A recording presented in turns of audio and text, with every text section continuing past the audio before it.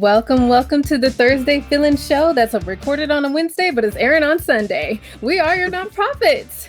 Welcome, everyone, and thank you again for joining us this week. This show, of course, is a product of the ACA, a 501c3 nonprofit organization dedicated to the separation of religion and government and promoting positive atheism.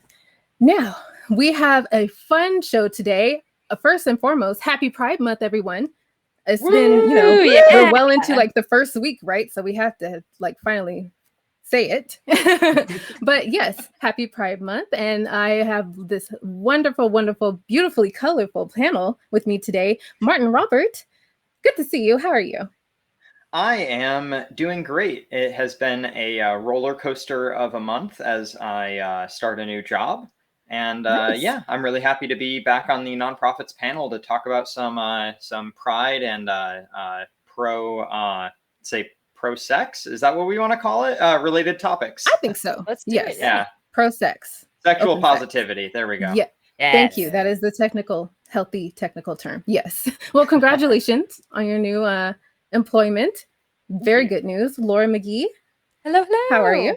I am fantastic. Thank you. Awesome. You recently had a little vacay, a little time, little break off, a little time in the sun. Have I now? Have you? No. I know I need to. Maybe that's just my daydream. Sorry. I mean, I'm always out in the sun, so that's nothing new. But yeah, no, I did have a busy weekend though with husband's retirement and with my oldest sons, or two sons, my son and my stepson, their high school graduation. Oh, congrats. Yeah. Yay. Yeah. That's good. So big weekend for us. Yeah. Nice. Very nice. And last but not least, our special guest today, my dear friend, darling, Ragabash Dabbler. Oh. There you are. Hi. How are you, friend? Hello. I'm doing all right. How are you today? I'm very well. Thank you for being here with us. And, tell us a little bit about yourself, please. Yep. My name's Ragabash Dabbler, but you can call me Rags. I run the world's tiniest YouTube channel, and I yell at my senators on Twitter. And I'm very happy to be celebrating Pride Month with you guys. Awesome. By the way, you have great videos, by the way, so don't sell yourself short. I know you were actually on Secular Sexuality before joining us here, so glad we were able to snatch you up, okay? But before we get... Oh, good. Well, I'm happy. But before we get into much of a little comfortable seating for this lovely After Dark show, let's run through a little bit of some information for you all. So if you haven't already done so, please, by all means, subscribe to this channel, click on that like button, comment down below in our description, give us some feedback after you tune into our episodes, since we premiere every Sunday at this time, even though it feels like Thursday.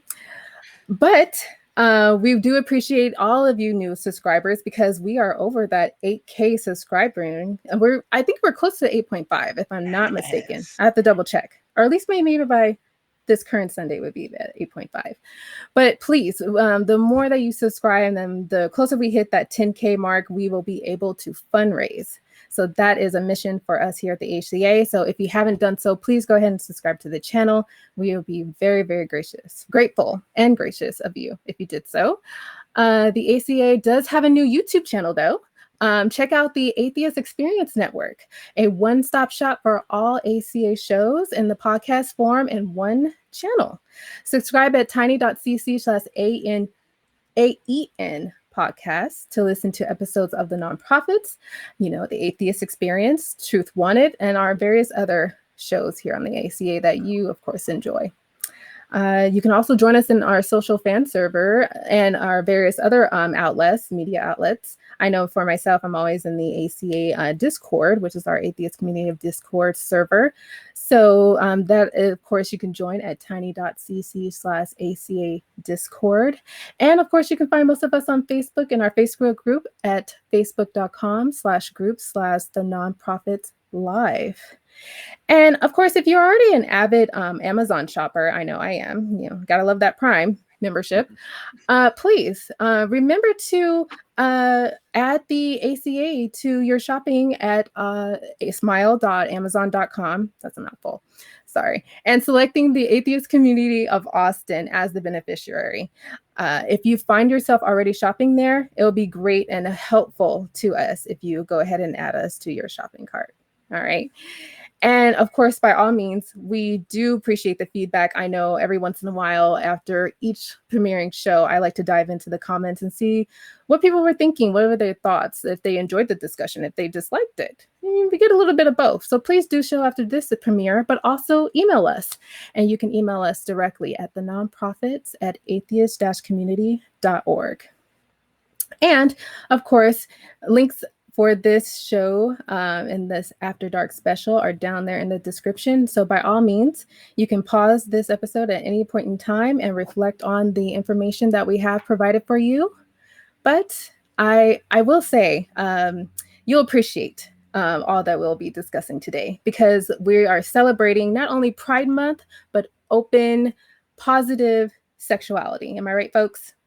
Absolutely. Yeah. Yes. Yeah. We're But first in. and foremost, yes. First and foremost, though, Ragabash Dabbler, or Rags, of course, I never call you by your whole name. I know. I'm just being too formal. No. Rags, my dear. Yes, ma'am. Start us off here on this very, very charitable foundation by Miss Newton called Meals for Heels. Yeah. Okay. So Meals for Heels was started by Nikisa Newton in January of 2019. Essentially, Miss Newton is a former chef for a different restaurant, and she had reached a place where she wasn't really happy where she was. And she was dating a woman who was working at the time as an exotic dancer.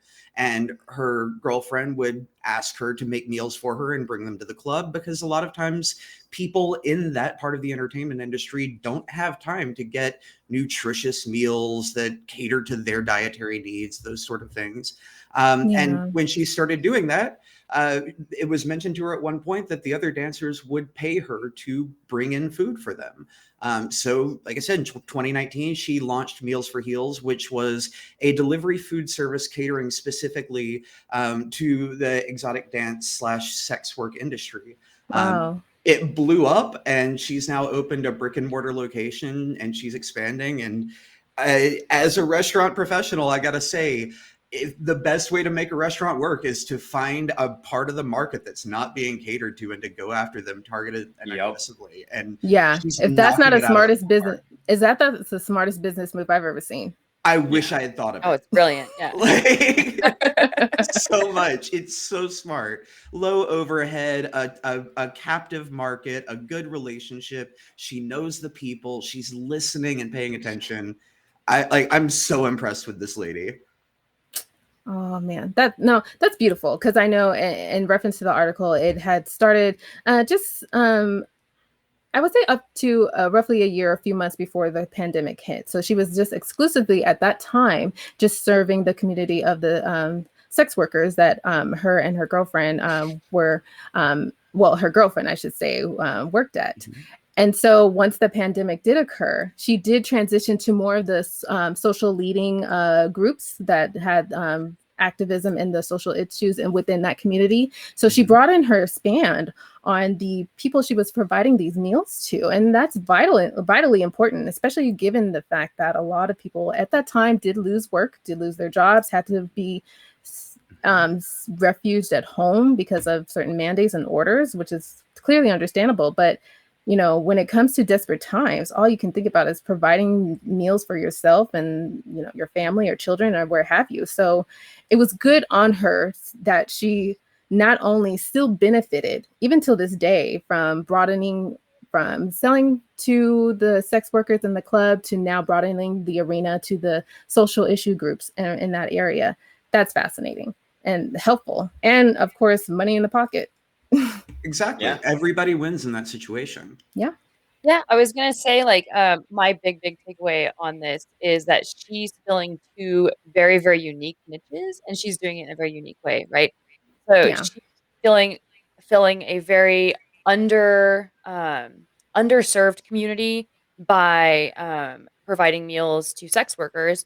but then she's also incorporating social activism herself into her business plan. Like, not only is she herself a social activist, she's also serving other social activists in these communities, and that becomes a form of social activism because of the business partnerships that occur and everything like that. And so I was really, really impressed with how she has identified different needs and identified the people who are serving those needs, and she's hit both audiences in such a profound way. And what really, really, really impressed me the most was that it said in the article that she serves like very healthy, fresh vegetarian meal options Yes, instead of the that's typical right. like burger, fries, steak, potatoes, that kind of stuff, which people would normally get in those circumstances. Yeah, that's Yeah, right. building off of that, as somebody who unfortunately doesn't have a choice in eating a rather restricted diet, there's a lot of places that I can't go to eat. Like I always jokingly say, I can't eat 95% of a grocery store, but that's actually true, or maybe 90%. But yeah, so it's really nice to see that. I saw there were gluten-free options, there were vegetarian. They mentioned there were vegan options too.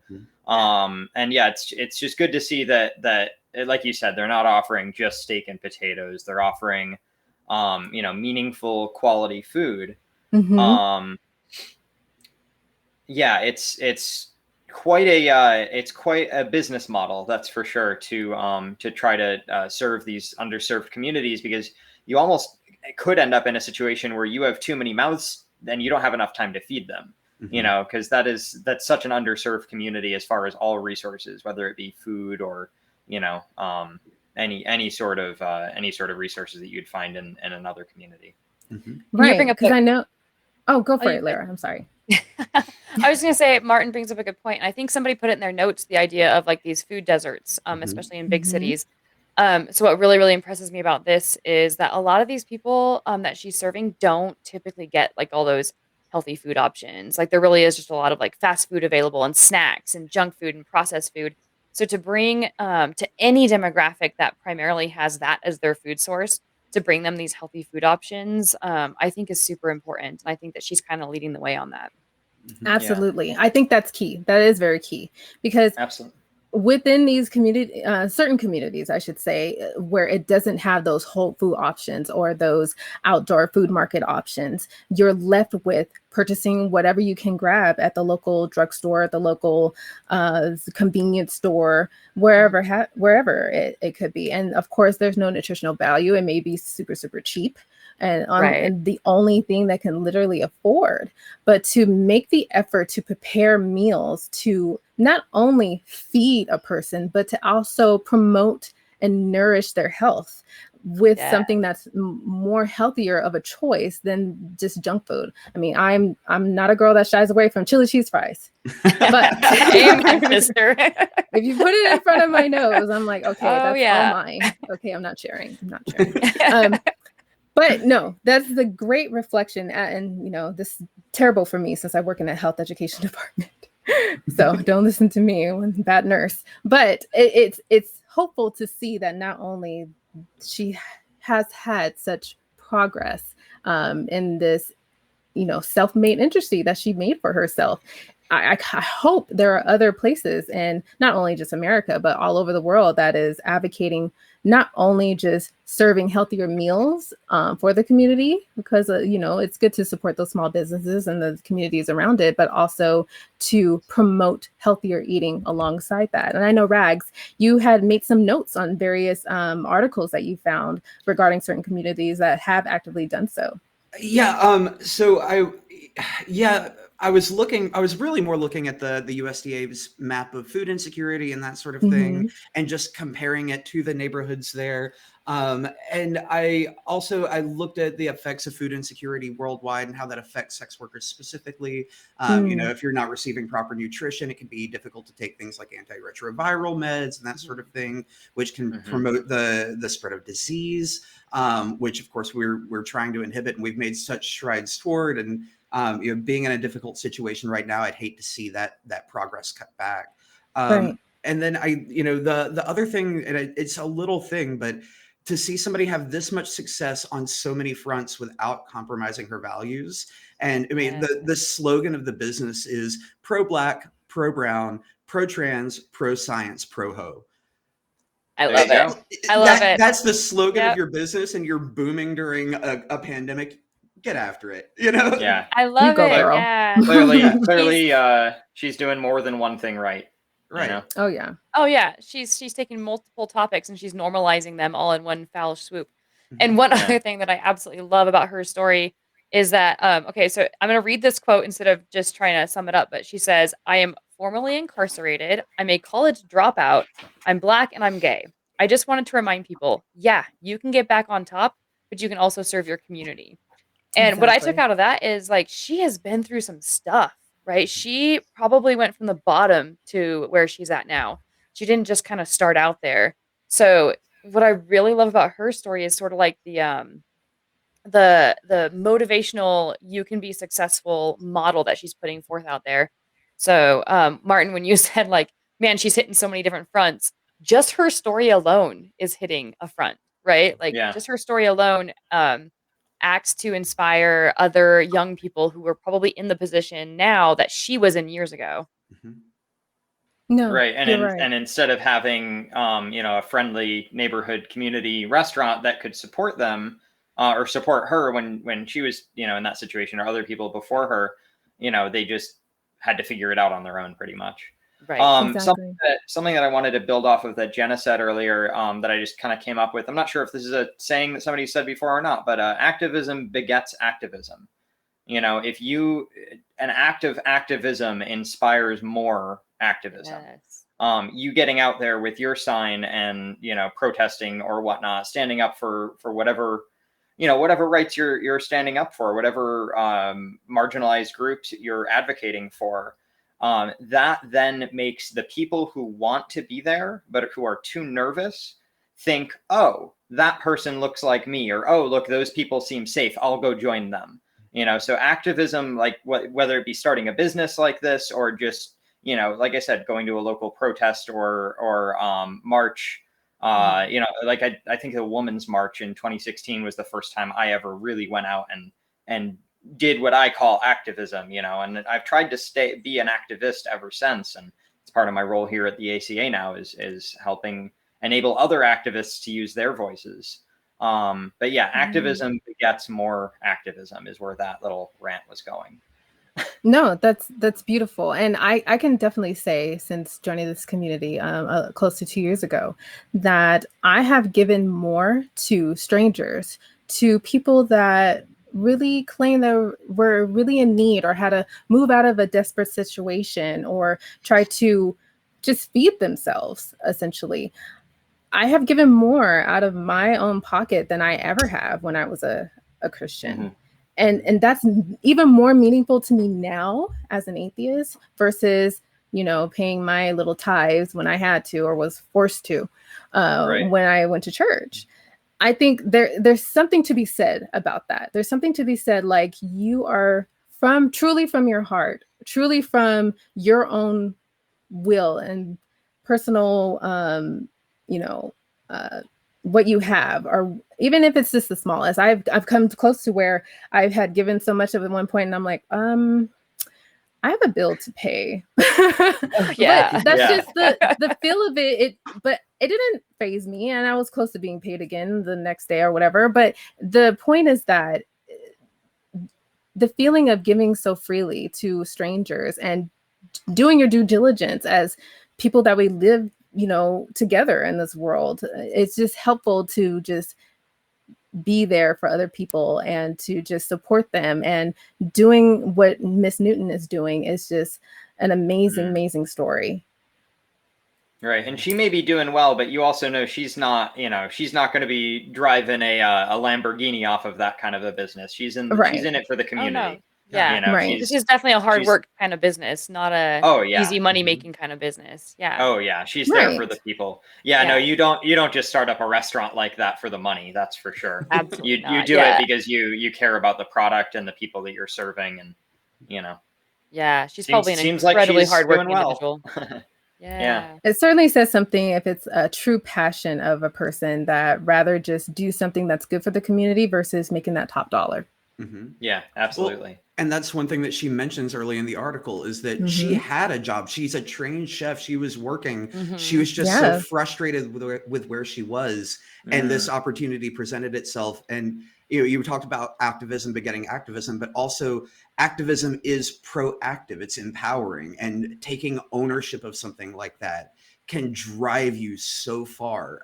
And like, you see the pictures of her, like there's such joy in her face doing what she's doing now. Like, that's inspiring. That's inspiring for somebody like me who works in that same industry, that you can have that kind of joy doing this every time you walk in. Yeah. Oh, I love it. I love how it hits. Like, you got each one of you have hit it in different ways, but it's like activism and helping other people. It kind of has this full circle feeling to it, because not only does it help out others and it empowers others and it gets other people involved, and then it brings you happiness, and so then you are more active and you do more activism, and so it's sort of like this self-perpetuating sort of like steam train. Yeah, And snowball effect almost. Snowball, yeah, exactly. So I love how in different ways you guys have hit both sides of it, both the impact that it has on others and the impact that it has on yourself as an activist. Well, on the Thursday episode of the Nonprofits, we do have to hit it on both sides. Yes. And this one. Is that a euphemism? I'm not sure. Could be. Take it and run with it. Do it as you please. Yeah. Point one. I love it. I wanted to mention one other thing, and it was a conversation I had that when we had our previous guests the last week, Jack, when they were on.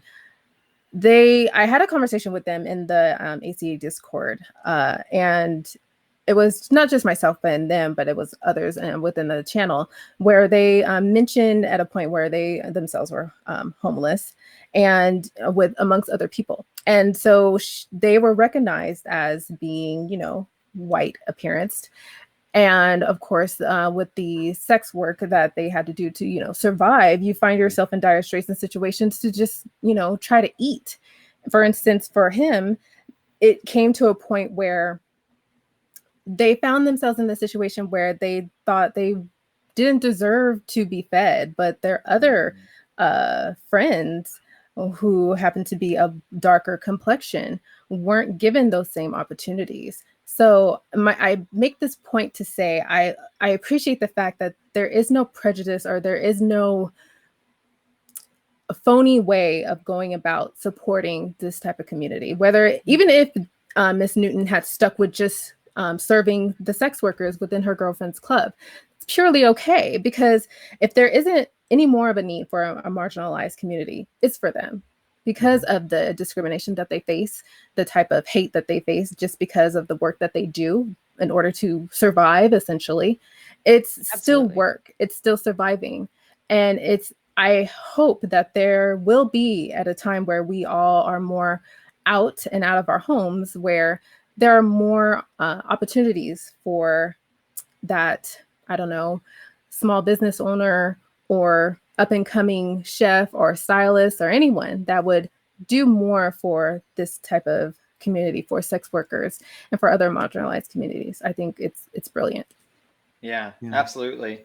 And just to kind of weigh in on that, just something that I was thinking of as you were talking, I was like, well, how would a sex worker get an apartment in a country, in a country or a state where sex work is illegal? Well, you can't report your earnings, so you can't pay taxes on them. So you can't declare them in order to qualify. So you either need to find an under the table situation where you don't have any protections as a tenant from eviction or anything like that. So yeah, just the whole fact that sex work is illegal doesn't stop sex work. It just makes sex workers have to live in unsafe situations and jump through so many more hoops and stuff like that. Yeah, exactly. It would be a lot safer and more humane, really, or humane. That's not probably the best word, but more of a support human rights approach. Yeah, exactly. Fair approach to just legalize sex work and then make sure that there's an infrastructure in place to keep those folks safe, because we're going to have to keep them safe either way. And it's a lot easier to keep people safe before crimes are committed against them than after. Exactly. No, that's a good point, Martin. I appreciate that. Yeah. Just kind of where my brain was going when you were filling me in a little bit more about Jack. I've also had a conversation with Jack in Discord, and it wasn't about sex work. It was about Doctor Who. Jack's an absolute Yeah. Jack is an absolute delight to interact with. It was super awesome to see them on NP, and hopefully we can see him again on other shows. So. Oh, please, Jack, if you're out there, come back. Yeah. No, they're a talker, and I just appreciate the knowledge that they have, not only from their experience, but how passionately he is in regards to supporting their friends that they know are homeless still to this day.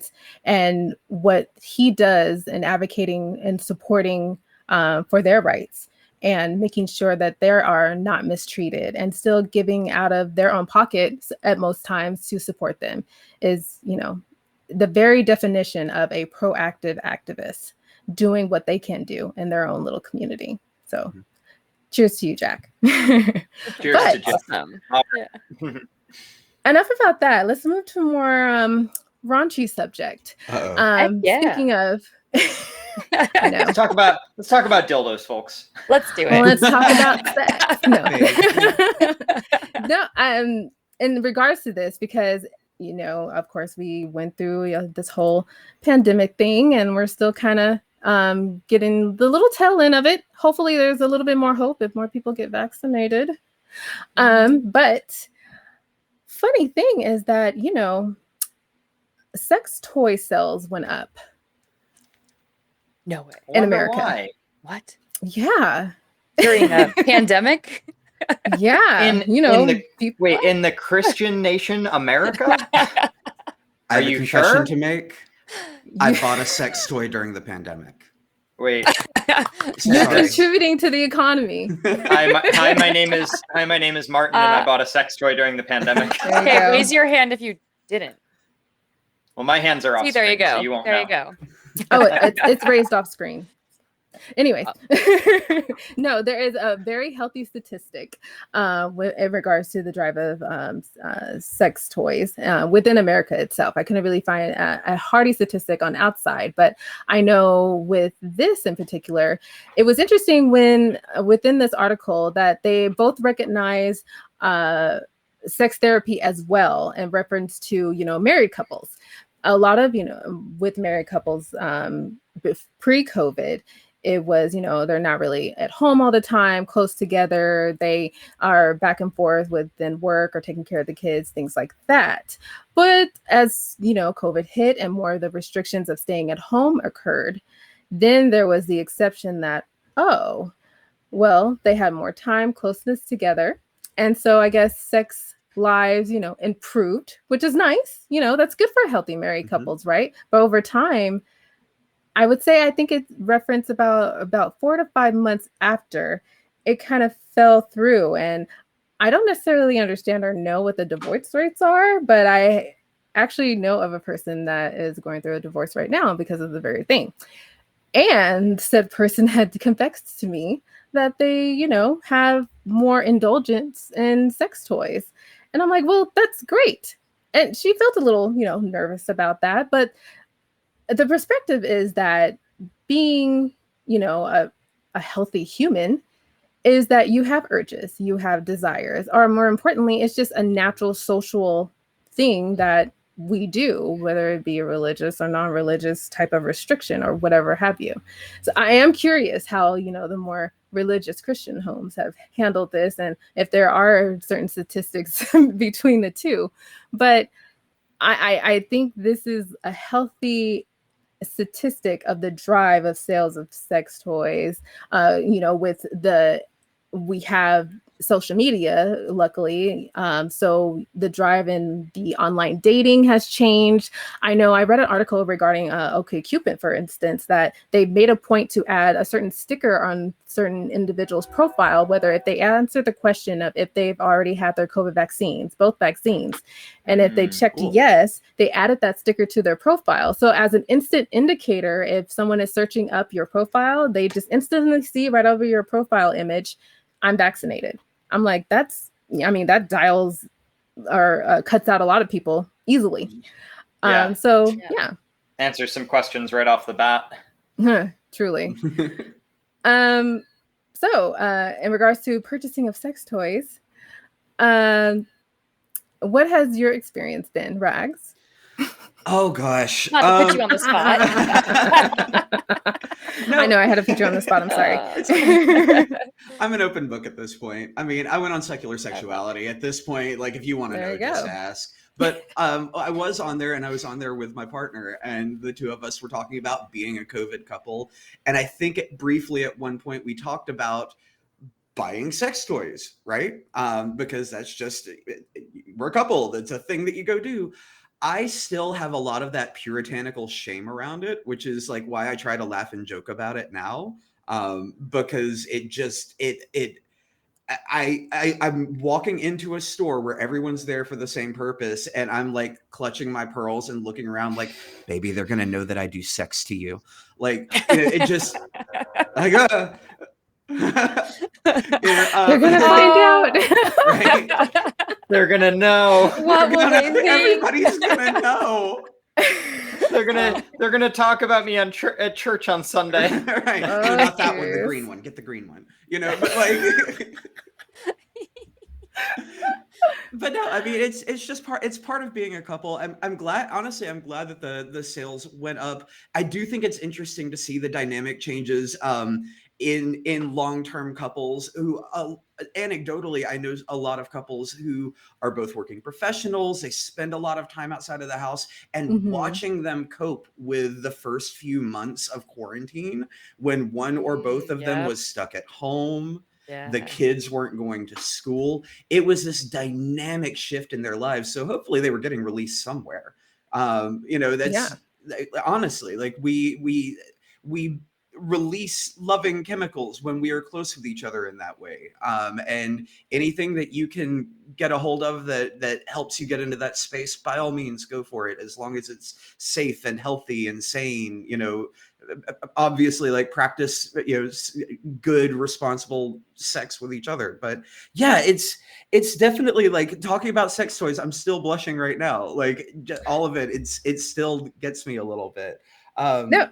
Yeah. And that's understandable, right? Because we had kind of talked about this before we recorded, was the fact that there is some, depending on the individual, there is some level of shame or embarrassment when it comes to expressing oneself, expressing one's willingness to share, like, oh yeah, I own sex toys, or oh yeah, I have a lot of casual sex, or I'm a sex worker, or things like that, right? There is a stigma that society has placed on individuals to say, no, blah, blah, blah. That's not the Christian way. Sex before marriage, keep it in the home, man and woman, plain and simple. Yeah. Well, and then it's interesting that you bring up, like, the taboos of sex in relation to sex toys, while also tying sex toys together with married couples, because even from sort of a puritanical worldview, like, the idea of sex toys stimulating a relationship, like a healthy, like, monogamous relationship, versus whatever other relationships that puritanical view would say is bad. To me, it's a little bit interesting that that they would still be seen as so taboo and so difficult to talk about when used in the context of a monogamous relationship, right? No, I think it's interesting, though, that you brought up the toys within the context of a monogamous relationship. And certainly, like, my husband and I use a collection of them, and I freaking love toys. So I was all excited to have this conversation. But like, this is so cool. But I read the article and thought of something different. I thought that toys would have gone on the rise because people can't go out, who aren't married necessarily, can't go out and date, can't go out and have either casual sex or date somebody and then have partnered sex. So I would have thought of the rise in sex toys being more like the single person, or the person who can't have access to another human being, using sex toys, sort of increasing that use as a means of getting that release, versus husband and wives stuck at home together. And then as you guys are talking, I'm thinking, oh yeah, no, we went out and got several toys just like in the last, like when the COVID, and it was the same thing. It was like, well, got to spice things up. We're home all the time together, and it was more of a, hey, this is fun and exciting, let's do it. And I hadn't even considered that when I read the article. So it's interesting because it really demonstrates how the rise in sex toy sales it kind of hits because of everybody, right? Exactly. COVID hits and everyone is impacted, whether you're married or single or dating or poly or mono or whatever you are. Like, it impacted Mono. everyone. Mono, poly, I don't know, monogamous. Yeah, no, I got you. Okay. Because when I hear mono, I think the opposite is stereo, not poly. Yeah.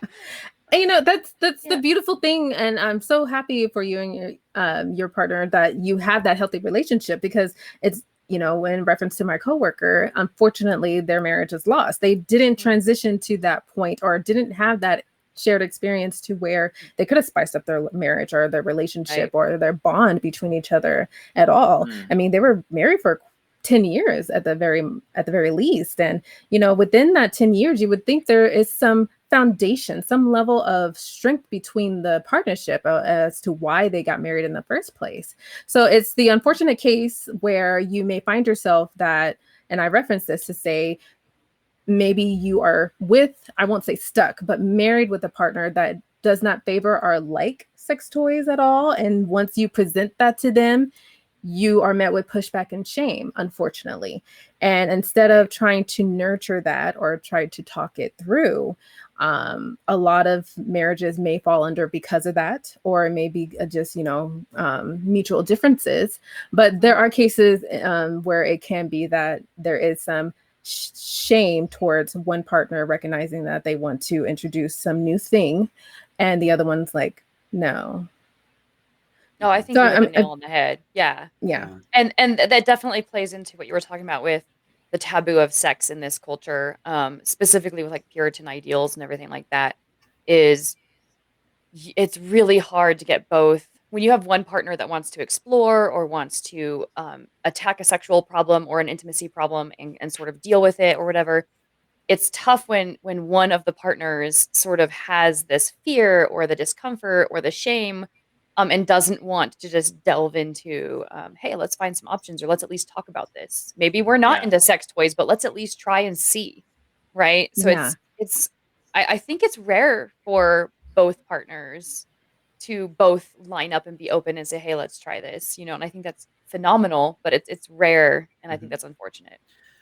Well, I also think that's one of the values of us having a conversation like this right now, because by speaking about it openly in a public forum, that allows people to sort of have it in the front of their minds when they are finding new partners or when they're dealing with a relationship issue. We might be opening a door right now for somebody to have a conversation they wouldn't otherwise have. Absolutely. Exactly. Or even with their current partner, it's way easier for a partner to say, hey, watch this episode and tell me what you think, and like be honest. Or, hey, I found this episode kind of fascinating. I want to talk about this kind of stuff. I'm a little bit interested, but do it in sort of a disarming kind of way versus plopping a bunch of dildos down on a table and saying, all right, honey, let's do this. Right. So I think that by being open and talking about stuff, even if it's just a friend talking to another friend, and that person going to their spouse and saying, oh, well, so-and-so said that them and their partner, they do this, right? It kind of normalizes things and demystifies it and makes it a little less scary to talk about than when you're talking person to person. It definitely does. Yeah. I'm sorry, Martin, you had something. No, I was just nodding affirmatively. Go ahead. Good. In reference to this, I recall listening to a podcast of a guest host of the show, the Mikey Famine, that they recently, in the last week or so, had a little bit of an after show where they had a discussion regarding recognizing Pride Month, of course, and all of the panel were allies of Pride. And it was interesting question that one of the hosts brought up in regards to what we're discussing now, being open and comfortable about relaying our sexual, promiscuity. Oh gosh, I can't say that word. Our sexual activity. There you go. And so and I wrote down the question here because I don't want to just say it offhandedly. He pretty much asked, why is non-vanilla sexual activity more frowned upon and less talked about amongst cis-het people? And by non-vanilla, I guess that was more in reference to him saying non-heterosexual, non-man versus woman, but man and man, woman and woman, trans, whatever. he was making the attempt to say that he finds people of the LGBTQ plus community are more expressant and more open about talking about their sexual escapades, as he would reference it as. I'm not saying it was Mikey saying this, but one of his co-hosts on the show saying this, that he felt more of a struggle to relay that type of what sex he was having and whom he was having it with, because he attributed that, and this is an interesting point, he attributed that point to it being a patriarchal type of issue where he does not feel that he is best representing his female partner in the best light, and may be presenting herself more as looking as a negative light, and not necessarily wanting to mansplain or just put her business out there, for instance. Right. Whereas that won't necessarily be the case for LGBT. Yeah. So if I can just repeat that back just to make sure that I understood. So you're saying, like, if a guy and a girl hook up, it's not okay for the guy to go and be like, hey, you know, I just hooked up with this girl. But like if two gay guys hook up, for example, that would be maybe more normal to talk about amongst other gay guys. Right. That's exactly the point I was making. Okay, cool. I just wanted to make sure that I understood it properly. Yeah, no, that's definitely a thing that that is the case. And I want to say just off the cuff, it's possibly because once you're outside of that kind of cis straight het or straight and het are the same thing, cis het lifestyle, you've already made it past that barrier. I mean, not 100% of people who come out make it there or are there mentally, but you're kind of at this place where you're like, people are already judging me and I don't care. You know, when you come out, that's the whole thing about pride is like, we're here and we're queer, you know? Right. But yeah, so maybe it's something to do with that the stigma around sex is, I mean, the stigma from society towards queer people is high, but the stigma of queer people towards queer people is significantly lower than het people towards queer people, I guess. So, whereas het people are, you know, a lot of the times, yeah, that's seen as incredibly gauche to be like, yeah, I hooked up with so-and-so from whatever college class. I don't know. Just thinking of back in my college days when I was a little bit more out there. But anyway. And it sounded like from your question, he was also talking about vanilla versus kinky, which I know that we can get into a whole nonprofits episode just on what the differences are and what counts as vanilla versus not vanilla. But if you ask me, like, I think with more cis het couples, there's a lot more of the programming and shame, and where what Martin was talking about, in order to come out as having a different sexuality, you already have to break down those barriers. So even if we're just talking about like sexual preferences, like, oh, I prefer something, say like bondage or role play or something, just to come out and say that for a couple that's not, or even an individual who's not used to that kind of social, like, and it's hard for me because I've always been like sort of a more open person. I'm not really ashamed of like anything, but I'm also not like heterosexual. So I don't know. I don't know if the two go together or not. Like, because I'm pansexual, does that mean like I'm naturally more open to just talking about sex, or am I open to talking about sex because, like, what? I don't know where they all line up. But I do know that's a very good point. Yeah. Yeah, I do know that like when you're not conditioned to talk about something, to come out and start talking about it, it's a lot more difficult. So I don't know. Yeah, and I also question. That's perfectly what I was kind of getting at there, is that the stigma has already kind of been broken, you know, for queer folks. I'm sorry, go ahead, Jena. No, Rags, you had an itching point. I'm kind of tagging on to exactly what they're saying, but you know, when the process of coming out is by its very nature a discussion about your sex life. Right. It's by its very nature talking about something that you do behind closed doors that everybody else has like a natural social protection from, because it is seen as alternative. Right. We've always heard alternative lifestyles and those sorts of euphemisms, which, like, you know, fine, use whatever language you need. But yeah, so once you've had to confront that with your mom and your grandmother and your great uncle and, you know, all of these people, that's already triggering those thoughts in their heads. And also, like he was saying, part of pride is an expression of not being ashamed of that fact. And I think the discussion we see around like kink and pride and that sort of thing, one of the reasons people are defending it so vehemently, and it's a stance that I at least in part agree with, is because we are already stigmatized. And one of the ways that we have fought back as a community for so long is to say, we will not be ignored. We will not be silenced. We will not be shut down. I'm going to show you the thing you're so afraid of. And that way it's out. It's all out here. We're queer. Are we still talking about that? Like, is this still a thing? Come on, right? people. But it is. Well, the first pride was a riot, and every pride is a protest. And that's part of the message, and that's why we keep doing this every June. It's just this reaffirmation of everything we're doing is absolutely okay, and if it's fine for us, it's fine for you guys. Just let's all live and let live a little bit. But I mean, getting back to the original point, coming out is by its very nature typically a conversation with a minor about their sex life.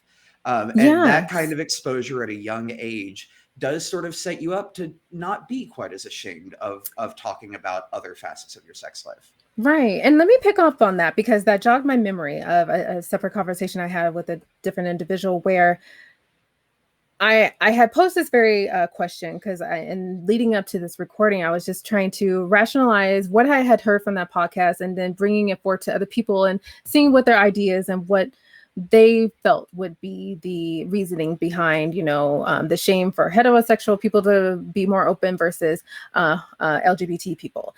And she had stated that it could be that for a long time, they didn't know how to explain or had any helpful guidance to what sex was, or what they felt as, for instance, if they were a homosexual man, what sex would look like, or what sex would be with another guy. And when you get on your Google and you research all that stuff, more times than none, I can tell you there are more negative and harmful imagery, or just, over religious bashing of homosexuality on the internet versus there being, about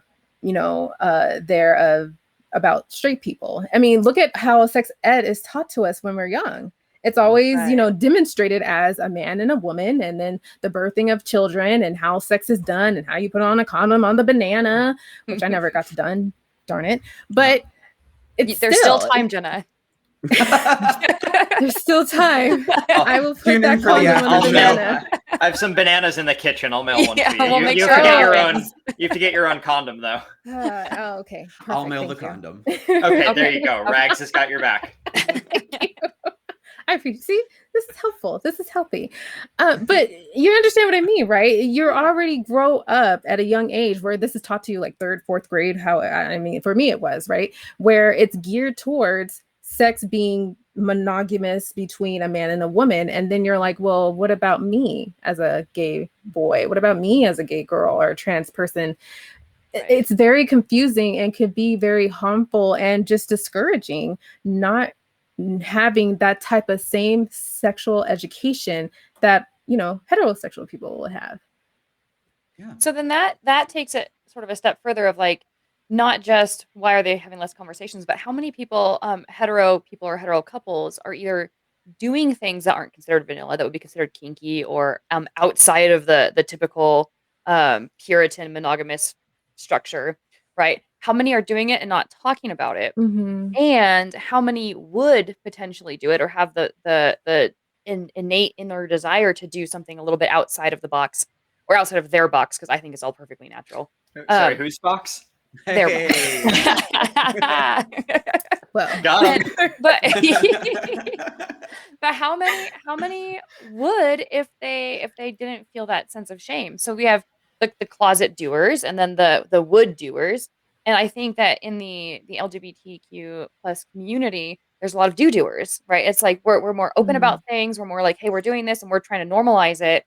But you bring up the sex education thing, and it makes me wonder, like, really, I think within that community of people, there are probably a lot of people that are just like all the rest of us, but they're just sort of trapped in that like the only word I can think of is Puritan. Like I got to stop using that word. Yeah. I think you used it earlier in the show, Jenna, and I latched onto it and now it's stuck in my brain. But it is because true, it's a small mold that you have to fit into. And Mhm. how many people are like sneaking outside of that mold but not saying anything, right? Right.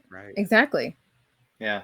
No, I can, speaking as a gay man, obviously the way gay men have sex with each other is different than the way that men have sex with women.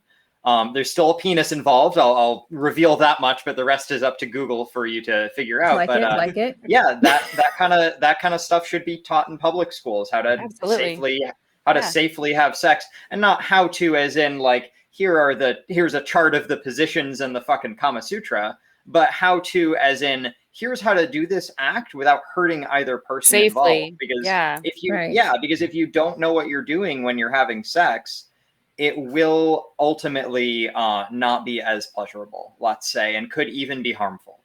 Absolutely. Whereas, and so many repressed queer folks would find their true selves sooner if they have that knowledge on the forefront versus having to figure it out through social connections and Google, which is how I did it.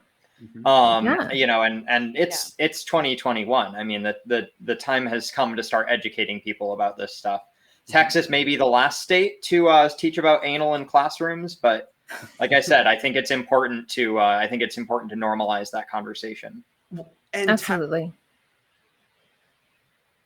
Oh no. Oh, that's okay. But I do piggyback on what you're saying, Martin. It's vitally important that, you know, if we're in 2021, you need for this to be more normalized and be taught, because it's too far due. It's too far overdue to where if we have, you know, language about, you know, removing certain rights from trans individuals, or not allowing for the whole, not just America, but the world, of not allowing gay marriage, just the very act of certain countries still causing harm to individuals that they find out, still trying to find out in the act of having gay sex, would still be met with, you know, violence and being, you know, crime and things like that. So it is important not only to, I think, for gay individuals to have that proper education, just like,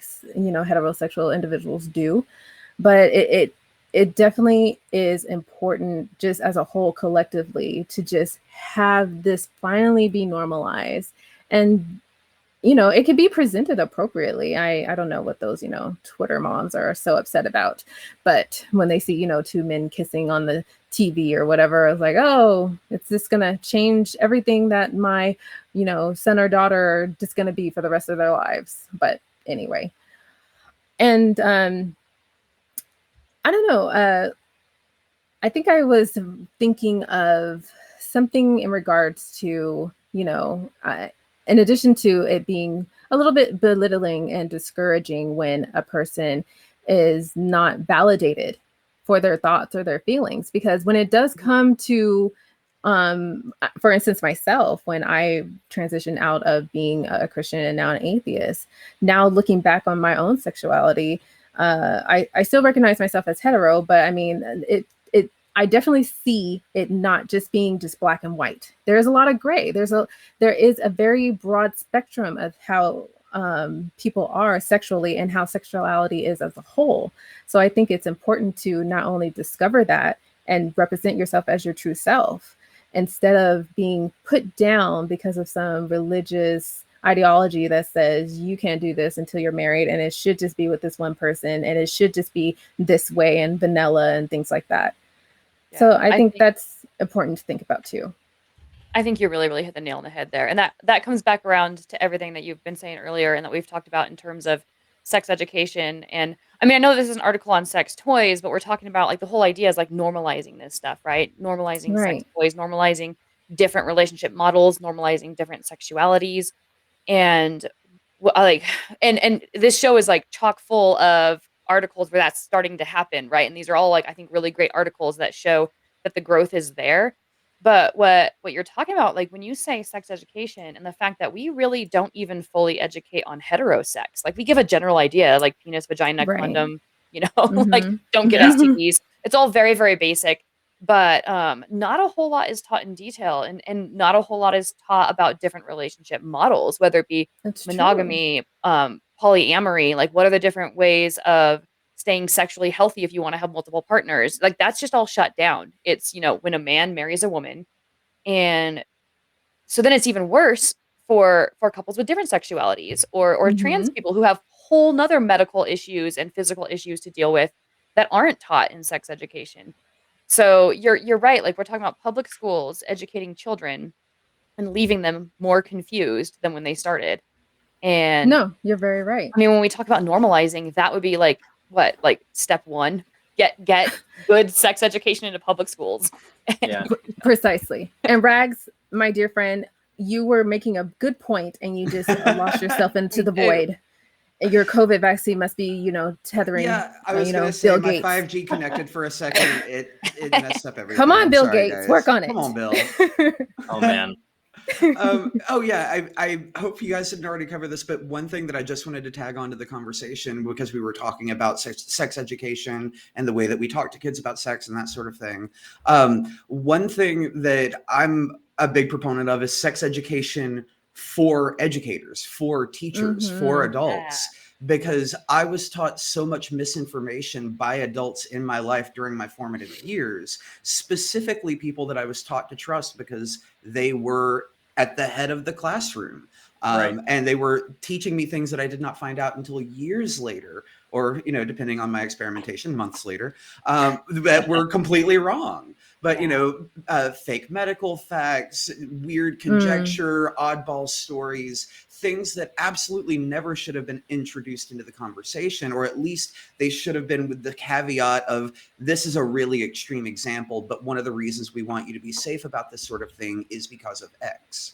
And it really, in a way, stunted my growth for a while. It stunted that mental, emotional connection to what my body was telling me that I wanted and needed. So yes, let's talk to kids, but also let's talk to the grown-ups. Let's get them on board with good information. Yeah. Heck yeah. Yeah, just because somebody's an adult doesn't mean they know what they're doing in the bedroom. That's not automatic knowledge that's gained. True. Or just because they have one opinion about what goes on in the bedroom doesn't mean it's the only opinion or the most correct opinion for you. Like they might have a perfectly good understanding of their own sex life, and they might have a perfectly healthy sex life, and they might be trying to impart that knowledge onto an individual who has a completely different sexual preference and doesn't know how to verbalize that. No, that's absolutely right. And that's a very, very beautiful point. And in reference to healthy sex, I know, Laura, moving on to our next little tidbit, there not only has there been a pandemic, but there's been a porndemic. Yes. So as long as we're talking about sex toys stimulating the economy, they're not the only things doing so. So it appears that during the first few months of the pandemic, porn use spiked. And now, just like the rise in sex toys, I was so not surprised to read this article. What did surprise me, what I found pleasant, is that it came from WebMD. And the reason why I like that is because they're very reputable, and a lot of people go to them for medical advice. So when we're talking about normalizing, yes, to self-diagnose all their problems, right? Stop doing that. But yes, you're right. No, well, I like how on there it always says, and if this and this, go see a doctor. So I mean, at least they're putting the messages out there. Exactly. But but people do trust the information that they're putting out there. So the fact that they're talking about porn at all, to me, is impressive. But okay, so this article talks about how, in addition to other streaming networks such as BBC and Netflix, there was a jump in porn usage, and they specifically talk about Pornhub. And then what's interesting about this is that they do mention that a few months afterwards, like by October, that porn use had renormalized to pre-pandemic levels. So it was sort of like a bump. And I think it was similar with the toy sales, where there was a bump and then it kind of started to normalize or go back to pre-pandemic levels. But what's interesting is it does kind of show that when we suddenly get into these like oh, everyone has to stay home. Oh, we're cutting you guys all off from your social groups and stuff like this. These articles show two things. One was that, yeah, sex is a thing and it's something we enjoy, right? So it's something that we go to when we're stressed out, when we're bored, when we're cut off from other avenues of entertainment. Sex is a thing that we do. And just talking about that at all, I think was really cool. The second thing it showed in this article specifically, I don't think it mentioned in the previous one, was that it didn't correlate to any sort of like huge increase in unhealthy sexual activities. In fact, it says right here, it says, what's more, researchers say they found no evidence the porndemic led to significant hikes in problematic behaviors, such as like addictive, compulsive, risky, or unhealthy activities. So what I like about that is it really separates the concept of watching porn with the concept of deviant sexual activities or harmful sexual activities. Yeah. And that I think was pretty significant.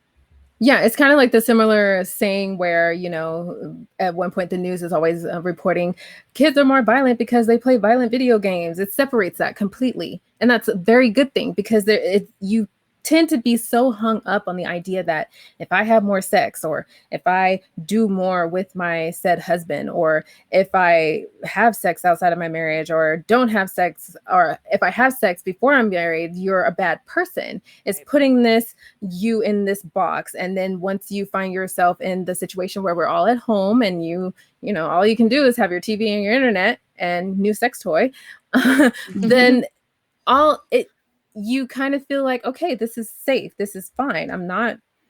This is my personal business and what I'm doing. And if I share that with someone else, then that's fine. And I think it's good in a healthy way. And I appreciate one other point as far as regarding mental health, that it did not find any significance and or change that it would cause an increase in one's mental status of depression or anxiety, things like that. In any case, it helps relieve and increase those dopamine levels, you know, in the act of masturbation while watching porn or increasing your porn. But it did not correlate it to it being something that society has deemed something negative and should not be widely discussed.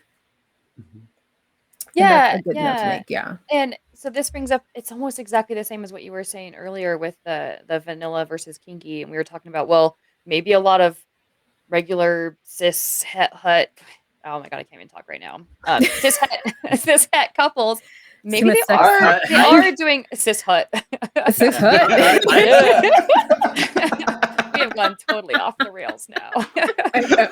But no, anyway, so maybe they are doing a lot of stuff and just not reporting it, right? And so these reports, which are from the porn companies and their usage, it kind of peels back that onion layer a little bit and kind of shows that no, people are really doing this stuff.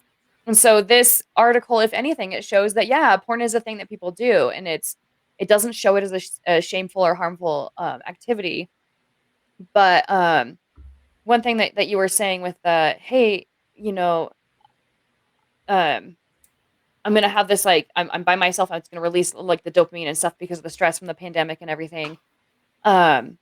Seeing it in a positive light like this will help those couples who are maybe already doing it talk about it more, so that the next couple isn't ashamed and the next couple isn't ashamed, or the next person who thinks about doing it isn't ashamed, because it's kind of like the teen sex thing or the sex before marriage thing. Most people are doing it and they're all saying don't do it. So when that one individual does do it, they feel guilty, even though every other individual did it, right? It's eliminating that guilt, and it's peeling back that layer of shame and just saying like, oh no, really, look, a lot of people do it. You're okay. Don't feel guilty about your porn, folks. Yeah. No, that's funny because I'll say that I consume roughly the same amount of pornography as I did when I was a Christian. The only difference is that I don't feel guilty afterward. Yeah. Yep. It's not like atheism made me more horny. It's just that you know, I just wasn't feeling bad about it anymore. Atheist made your horniness okay. Yeah. It made the hornies feel okay. All right, enough about that topic. We're getting a letter from HR in a minute here. Oh gosh, yeah. No, the running joke is that the ACA doesn't currently have an HR department. So Oh, good. Well, they will after this episode. They will Right? after this episode. They've learned They'll- their they'll lesson. need- Rethunk their need to. policy. Yeah. Yeah. So one of the things that I wanted to bring up was that one of the studies that is the main focus of this article, so this is an underlying research study that was linked in the WebMD article. Mm-hmm.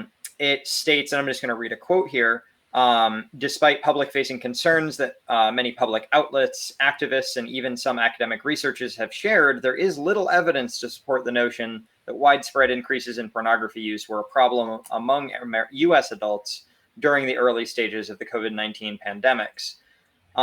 One of the things that they measure for in that article is self-reported PPU, or, oh goodness, I'm gonna have to look at it again. Self-perceived problematic pornography use, or problematic pornography use, PPU for short. And so even those levels, which did spike, which is, again, self-reported, that's people declaring, I consume too much, you know, those levels have decreased pretty much back to where they were before the pandemic as well. So the people who felt like they were becoming addicted to porn no longer feel that way, or at least are not reporting that way, as a statistical average, that is, not the exact individuals. Looking at the research from an objective, like sort of a skeptical perspective, sometimes the questions can be problematic, because when you say self-reported, when we're taught to feel shame for partaking in porn at all, how many self-reported people who maybe didn't watch porn as often before, or didn't watch it at all before, and sort of started or sort of increased their usage, still at perfectly healthy, normal levels, isn't interrupting their work or their family life whatsoever, they could still self-report that it's becoming a problem because it's increasing, and they already see that as sort of a taboo problem. So I already see a problem in that research, just in terms of the question period, without it measuring what they mean when they say problematic. No, and that makes sense, and I probably didn't give it the just explanation that it deserved. But the point being that even as far as self-reported folks go, those levels returned back to normal as well. So pretty much the conclusion that I think we can safely draw about the pandemic is that people were home more, they were interacting with each other less, and they were just the same amount of horny as they were before. So they got to deal with it. They got to deal with it somehow. And businesses took advantage of that. Go ahead. And they did. They did. Absolutely. Well, and then if we look at other streaming services and other, just entertainment services, those saw an exactly similar spike. Netflix, BBC, all the big businesses.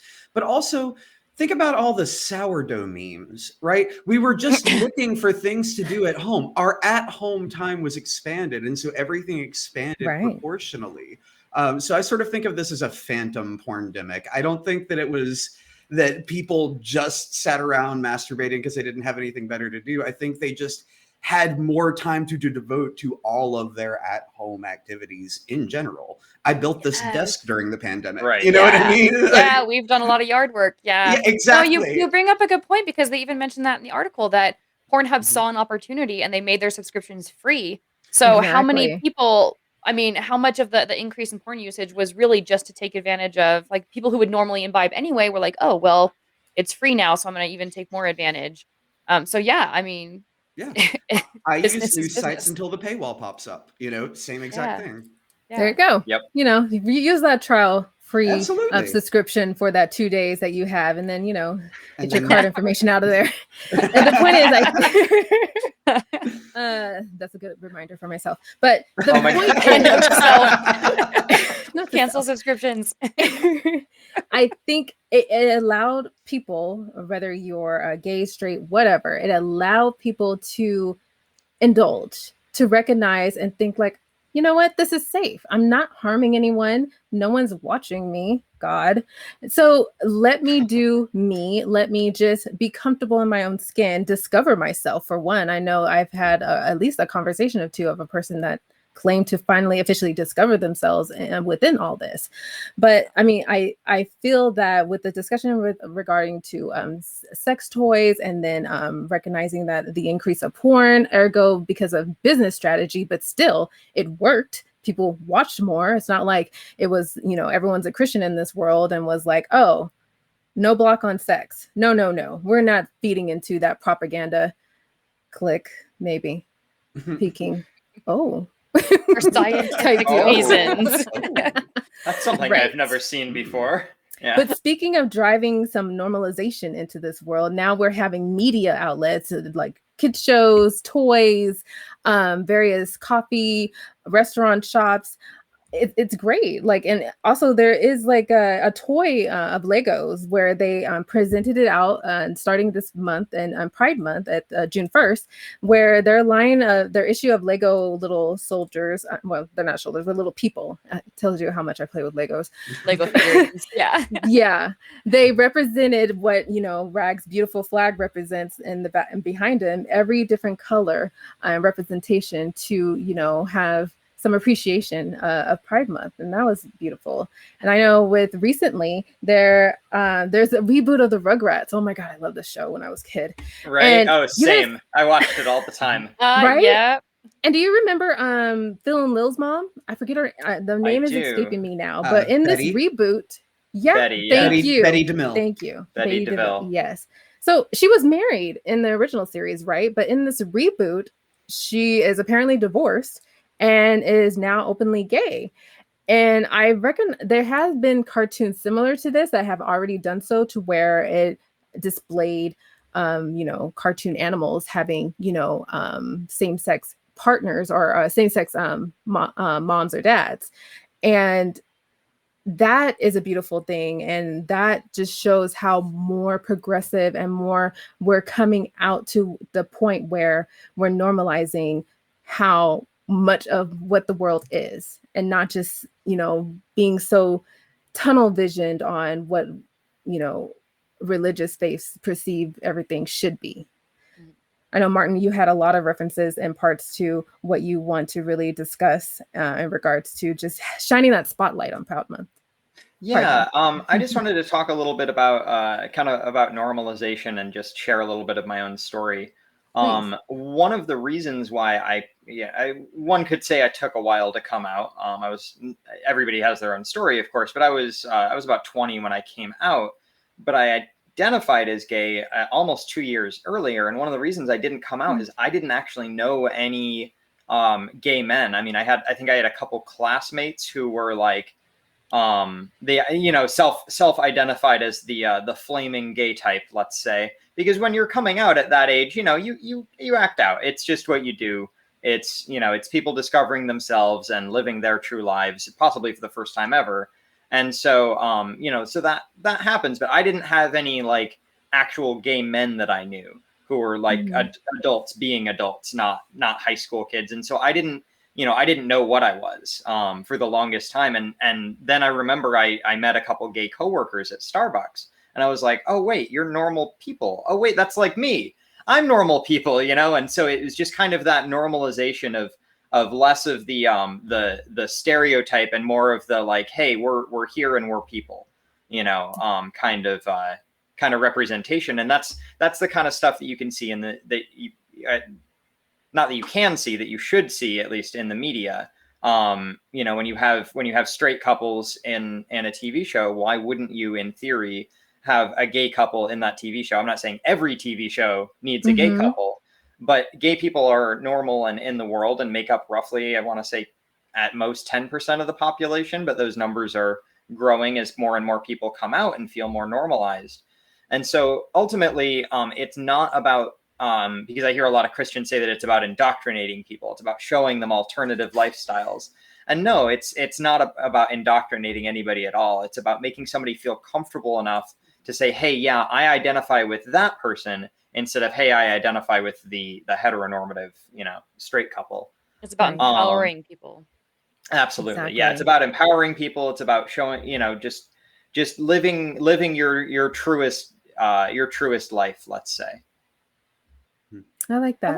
I want to mention something about that with the whole indoctrinating thing, because I thought that was really interesting. Like, I'm attracted to who I'm attracted to, and like I think everybody here would say like you don't have any control over it, right?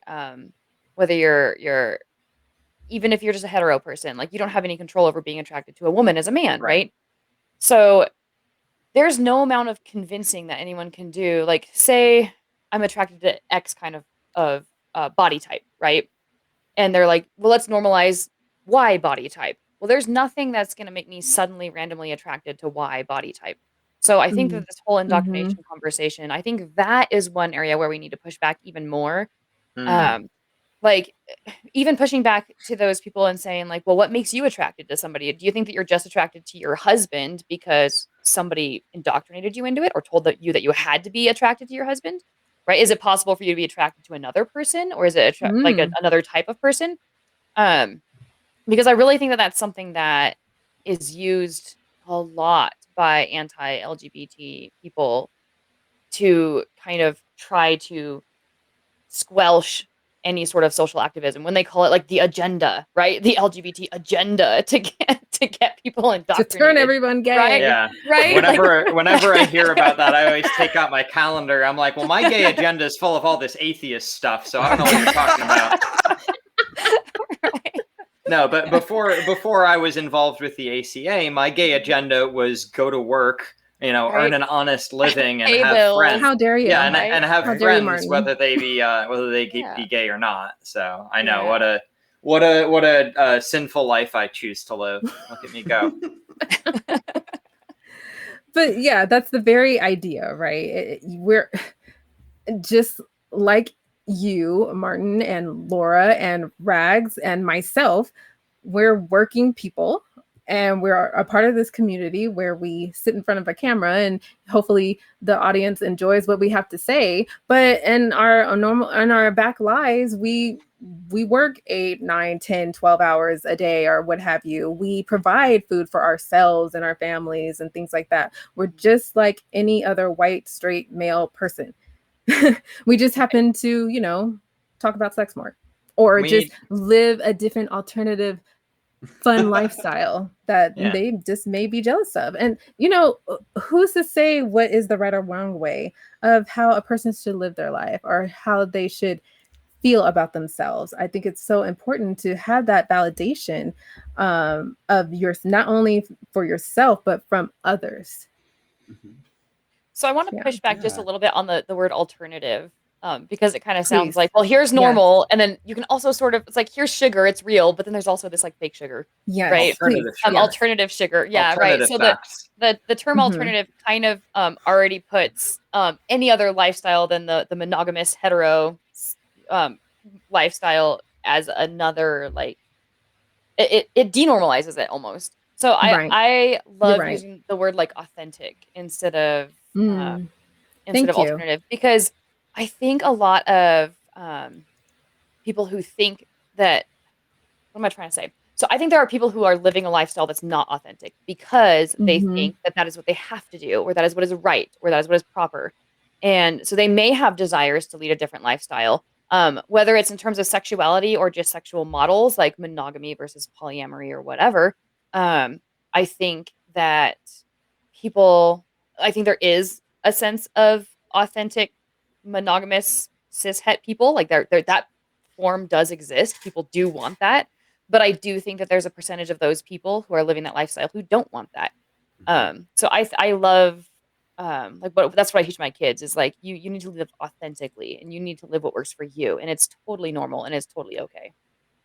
No, that's beautiful. Thank you. And it's important for me as an ally, because I recognize myself as a cis het woman, that I grew up on the wrong language when it comes to homosexuality and things like that. Too. Of course, more influence with religion more than none, but having friends growing up and recognizing the difference that I didn't understand, but obviously that outside of my church was there. It really has pushed me now to just be a person to actively listen more to what other people have to say. Let them speak their truths and recognize, it's important to change one's language and providing respect and validation for others too. So I appreciate, and I didn't mean to say alternative in reference to that's just me saying that, but kind of making a tidbit of what the others would say. But yes, I appreciate you making that point and saying it's best to say for a person to live their authentic self. And that's pretty much goes for anyone, really. But I love that. Yeah. Rags, I don't know if you had a point there. Yeah. Not really about that. This is a little bit of a tangent, but going back just to the idea of this character coming back from the 90s and living more authentically. Mhm. I'm not always a fan of reboots. I'm a little bit of a curmudgeon, but I do think it's Yeah. it's really powerful. It's really powerful though when we take a character in popular culture that was queer coded for laughs and bring them into the present and let them live authentically in the new story. Right. I think that that is actually a pretty powerful statement. I don't like pandering for pandering's sake, but I think that that's a really great positive choice because that parent group, the running joke between Betty and Howard, I think were their names, is they were both queer coded. And then they had these twin kids that acted outside of their normal gender roles and were indecipherable from each other and that sort of thing. So being able to pull a person from that shared fiction that we all experience as kids and put it in a new context with better information and let that person live is awesome. That's the way that we should reimagine stories, right? Reimagine them so that the characters are living better, more interesting lives.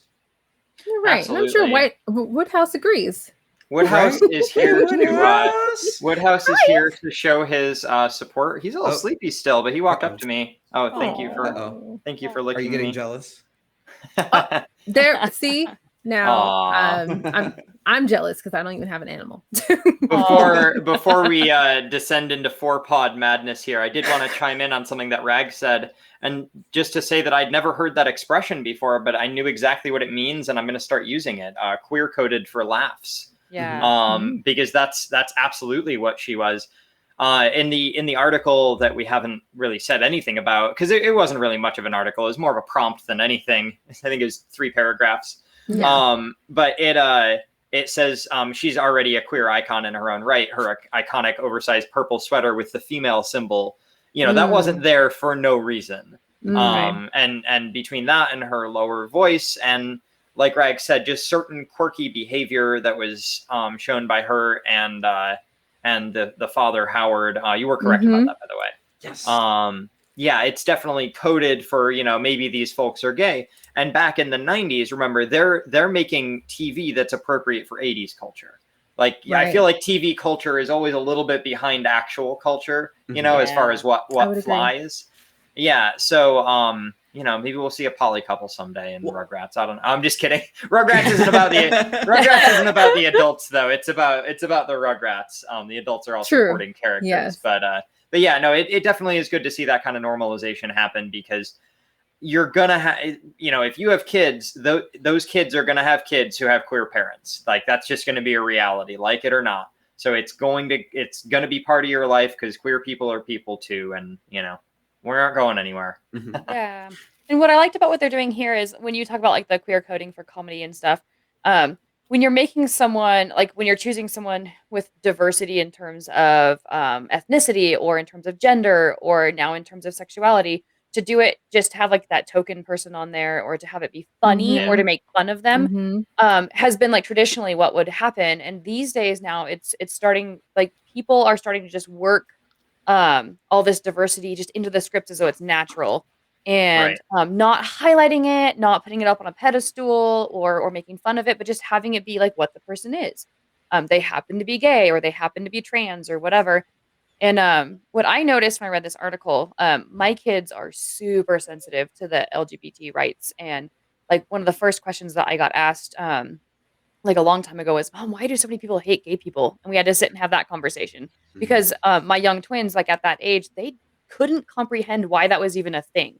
And so they come to me now anytime they're playing a new video game. And they're like, Mom, guess what? This character is a trans character and this character is a gay character and stuff. And they're really excited about it. And they're happy about it because they're starting to see that in their own video games and in the TV shows that they watch, they're starting to see representation that they get excited about and they're recognizing it.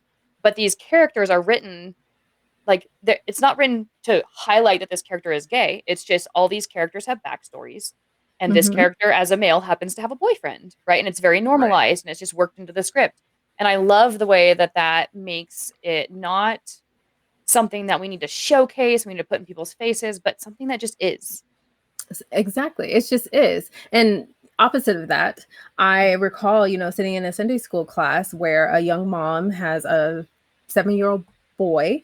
She's a single parent, and he, still watches cartoons naturally. And there happened to be, I don't recall what the cartoon was, but it happened to be, where one of the little kids in the cartoon had a parent or parents that were both men. And, she immediately just because she supervises what he watches, of course. She immediately just jumped up and turned it off or switched to something else and just told him, you can't watch this anymore. This is not an act of God. This is not blah, blah, blah, blah, blah. And I sat there and I was just like, what? Are we in the 18th century or where it would be if there was television? I don't understand how it could just be that this is just so detrimental to a person's growth and education to understand that this is our world and this is who we are as people. And we need to definitely push for this to be more open and comfortable, just as we discuss in regards to sexuality, in regards to having sex, the kind of sex, how often, the use of toys, the not use of toys, as vanilla or as kinky as you want it. Discovering those things about yourself and being authentic and true to yourself is important. And I think if we carry that on to not just, the LGBTQ plus community, recognizing that and pushing that, then hopefully us heterosexual people would be more open, as am I, to discuss about our sex lives and discuss in a healthy way what it means to live authentically and be proud of who we are. And I appreciate all three of you for having this discussion with me. And I'm sure we can just talk a whole other hour and a half about sex. Just run on through AXP and just talk about sex all day, all night. Oh, yeah. But, done. Let's do it. Yeah. I feel that if I do run on another 10 minutes, then I'm just going to be too hot in this sweater. So on that note, let's just end it here. Martin, Laura, Rags, I appreciate you three for being here, having this discussion with me, allowing me to learn, and I'm sure allowing our viewers to learn. So please, by all means, share this video with an age-appropriate audience so you can have this discussion. And even with your children. Well, maybe not your children. I don't know. I don't know what the language should have be. the discussion I think we should age say, children. the nonprofits should not be viewed alone by minors with adult supervision only. Thank you. Yes. Adult supervision so the adults can provide context for all the crazy stuff I say. Yes. And on that note, in the meantime, I'll be waiting for my banana and condom in the mail. Thank you all viewers for joining us this evening on our After Dark special. And we'll see you next week.